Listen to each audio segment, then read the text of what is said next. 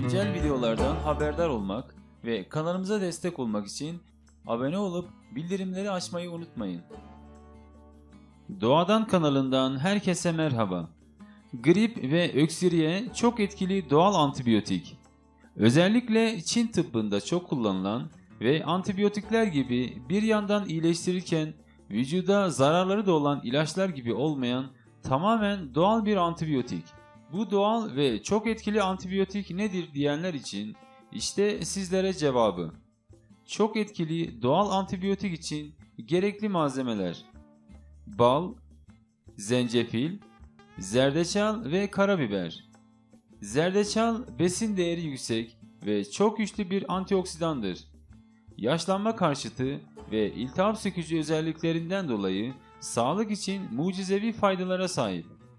Özellikle Çin tıbbında iltihaplanma, şişlik, ağrı ve iltihaplanmayı gidermek için kullanılır.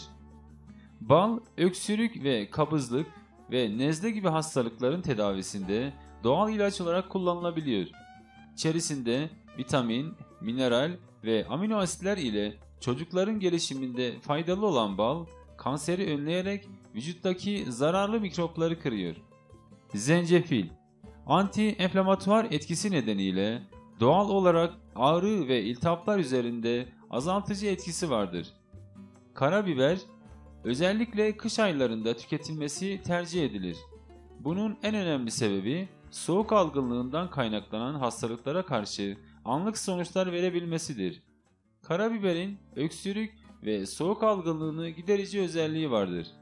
Ayrıca karabiber etkili bir antioksidan ve doğal antibiyotik özelliğe de sahiptir. Çok etkili doğal antibiyotik için gerekli malzemeler: bir kasenin içerisine 2 çorba kaşığı balı koyun ve içerisine 2 çay kaşığı zencefil, 1 çay kaşığı zerdeçal ekleyin ve karıştırın. Eğer öksürük ile şikayetiniz varsa içerisine 1 çay kaşığı karabiber ekleyin.